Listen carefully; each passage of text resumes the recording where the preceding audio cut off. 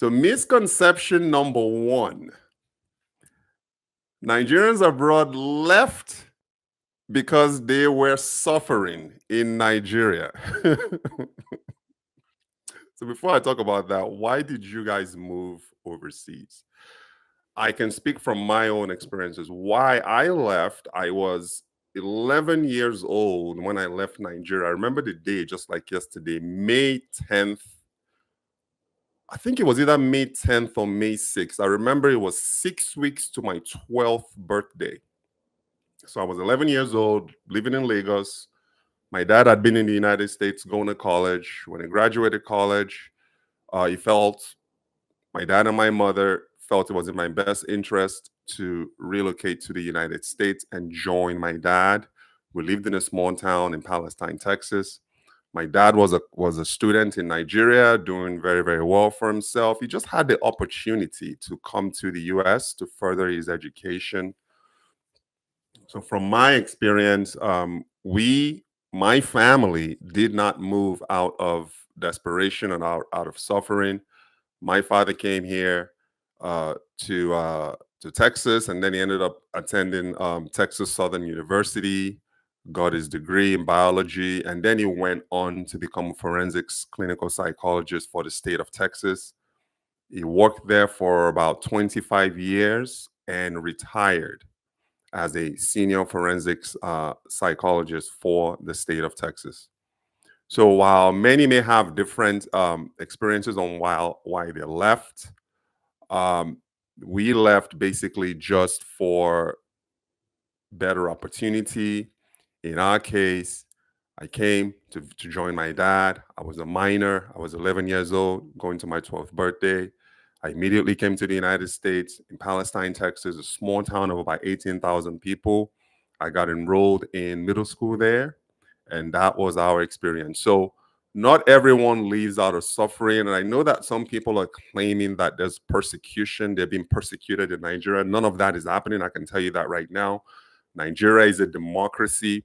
Most people who leave the shores to go overseas, many of them they left for better opportunities. Majority of them left, like in my father's case, to further their education. Some are leaving for professional growth and also global exposure. Some people are not necessarily moving abroad permanently. They just want to see what the world is like. And I don't think that there's anything wrong with that. And I actually recommend that too. Like, people reach out to me all the time. They want to know what life is like abroad. They want to know if they should immigrate.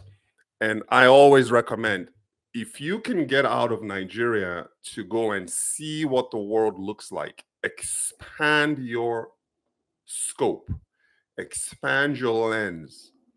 It's in your best interest. Like, I've been fortunate to have traveled all over the world. I've been to Europe, I've been to China, I've been to France. Obviously, I live in the United States.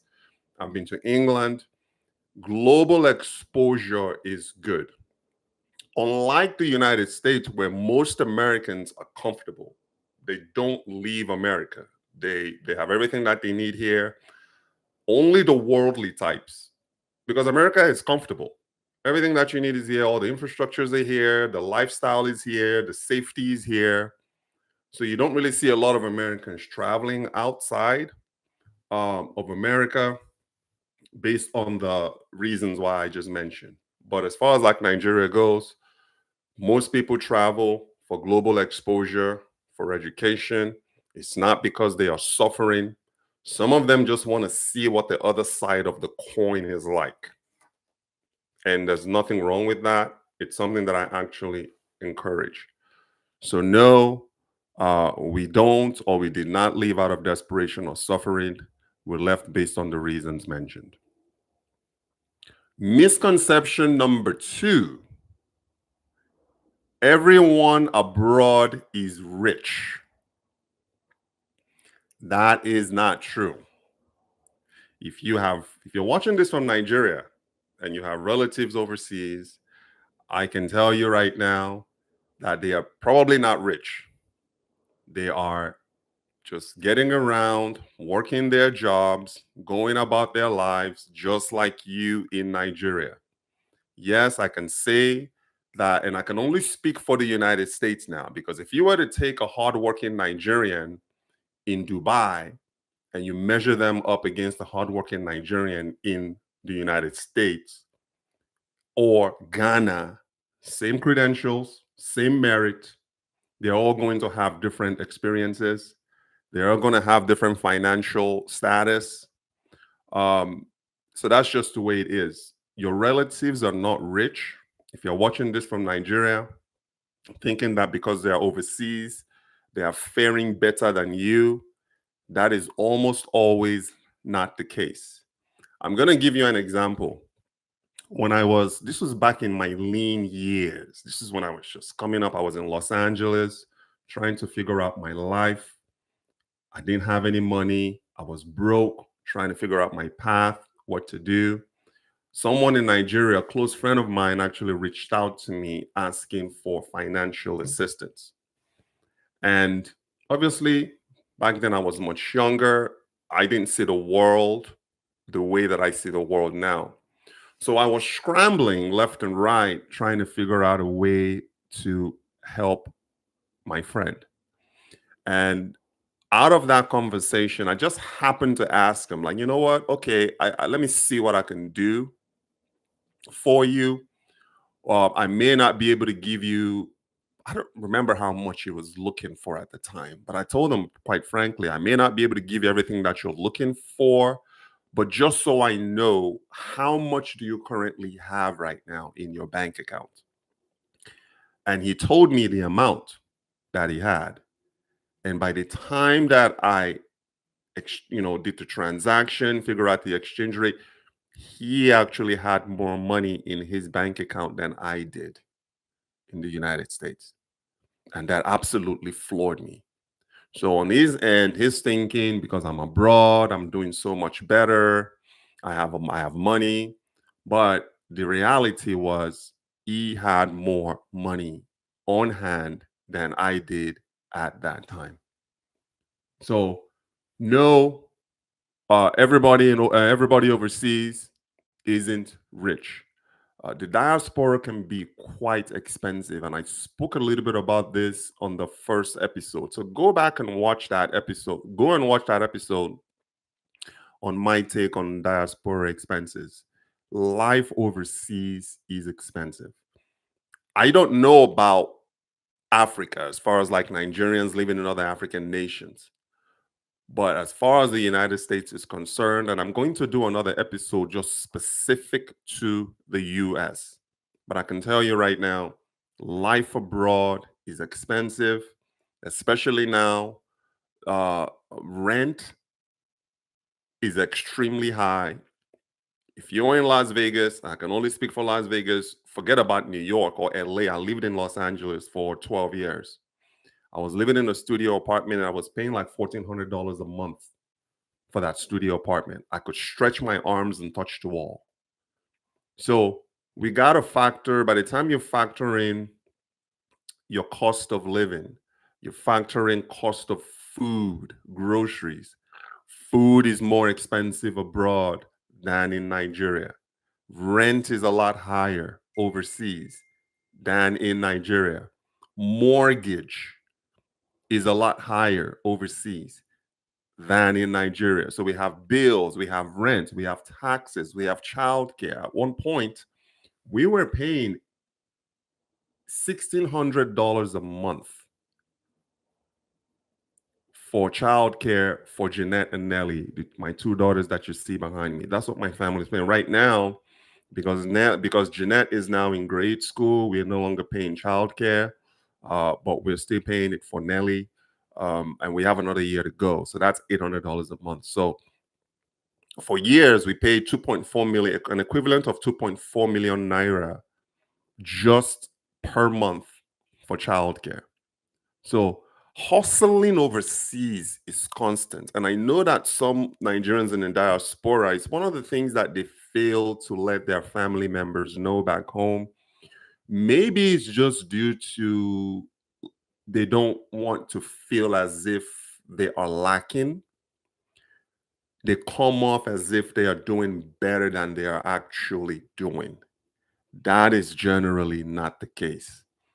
On average, majority of Americans don't have $500 in the bank account for an emergency expenditure. So, yes, overseas has the environment that we need to be successful. And I always tell people your success is going to be largely due to your imagination because we have everything that we need here. We have the infrastructure, we have the climate, and I'm speaking specifically about the United States. Canada is different, Europe is different, UK is different. Most Nigerians in the UK are not doing well. They're not going to tell you this, but they are not doing better than Nigerians back home. So when you see people coming in from abroad, you automatically think that they are rich, they have more money than you. I'm telling you, that is generally not the case. Okay, I'm not saying that they are poor, but I'm also telling you that majority of immigrants abroad are not that rich. They are successful in their own right. They are comfortable in their own right. They are able to pay their bills and care for their family. But most of them don't have what I would call fuck you money. They just don't have that. Okay. So that is just the reality. The reality of it. Abroad doesn't mean automatic wealth. Living abroad doesn't mean that you're automatically rich or you're better off than your colleagues back home in Nigeria. As a matter of fact, I know a lot of Nigerians back home that are doing much better financially than Nigerians in the United States or Nigerians abroad. I've seen the grind. I've seen the hustle. I've seen the bustle. I was one of those guys. Broke as broke can be. Okay. Broke as broke can be. But the good thing about the United States that maybe Nigeria doesn't have is at any given time, you can lift yourself up the floor, put your nose down, work hard, abide by the law of the land. As long as you're doing something resourceful and you are solving problems, you can become rich in your own right. Like I consider myself wealthy in my own right. I'm not poor. I'm not starving.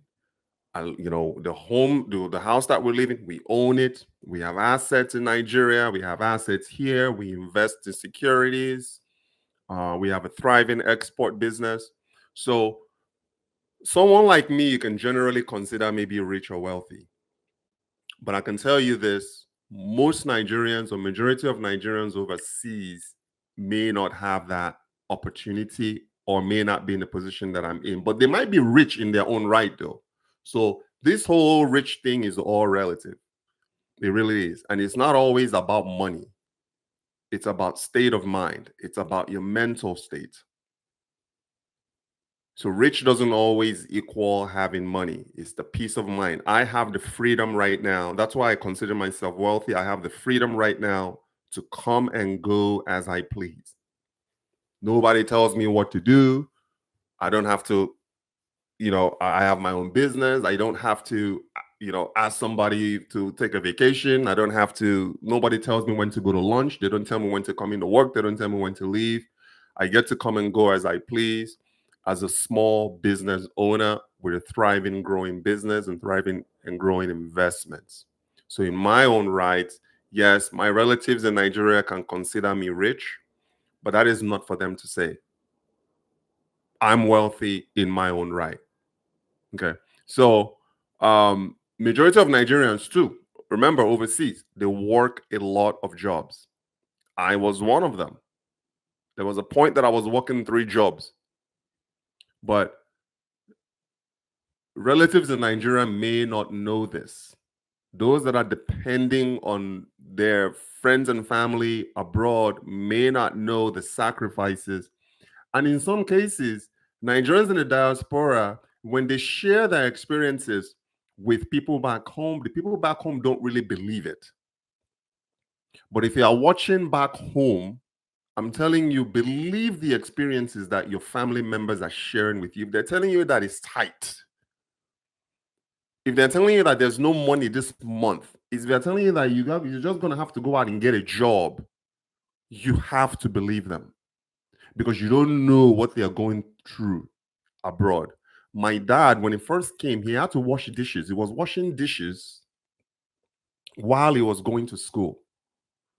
Most Nigerians won't wash dishes back home. But those abroad, you got to grind. You got to do what you have to do to support yourself. And that is just the way it is.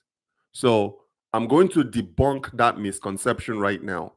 Everybody abroad is not rich. Every Nigerian or every immigrant abroad in the diaspora, whether you are in the US or UK, Ghana, Togo, they are not rich. They are just like you. They wake up every day, snow, rain, shine, and they go to work. When I was working in corporate America, I'm telling you, I was working negative 10-degree weather in Colorado, in Denver, Colorado. I had to get up every day and go and work in those hard, harsh weather conditions. Negative 10. I'm talking about you can't even feel your face, much less talk. It was that cold. And you had to be outside doing the job. There was a time that I sent somebody in Nigeria on an errand. This is someone that I mean, she still works for me. But it was at the early stages of our relationship. So I sent her out to go and do an errand for me. And she told me that I'm sorry, sir, I can't go today. I can't do the job today. I said, why can't you? Why? What's the matter? She told me it's raining. I told her if you don't get your ass up right this second and go and do what I'm asking you to do, you are fired on the spot. She opened the window. I told her, open the window right now. She did. I said, what do you see outside? I was on a live video with her. I saw people walking with umbrella. I saw cars and taxis and motorcycles going by. I'm like, people are out there working, grinding. You are telling me that you're not going to go because it's raining. I'm going to give you another shot. If you don't hang up this phone right now and go and do what I'm asking you to do, you are fired. Can you try that abroad? Can you call your boss abroad and tell them you are not coming to work because it's raining? You're going to lose your job. So, yes, in those harsh conditions, I was out there, negative 10 degrees, working my ass off. That is generally the way it is abroad. Your relatives may not tell you this, maybe due to fear, due to shame. They don't want to appear as if they are not doing well. They may not be able to share these stories with you, but that's the fact. 4 o'clock in the morning. America is a 24/7. Abroad is a 24/7 economy. I'm not talking about Nigeria. Everything shuts down when the sun goes down. Abroad is 24/7. 2 o'clock in the morning, night shift. People are working it. I've worked overnights before. For a whole year, I worked overnight shift and I slept during the day. Worked overnight shift at night. That is the hustle that most Nigerians, majority of Nigerians go through. Those Nigerians in the healthcare industry that are doing CNA work or nursing work, they work 12 to 14 hours a day and they stand on their feet. They are not rich. They are just getting by, paying their bills, caring for their immediate family. And if they have a little change to spare, maybe they'll support people back home.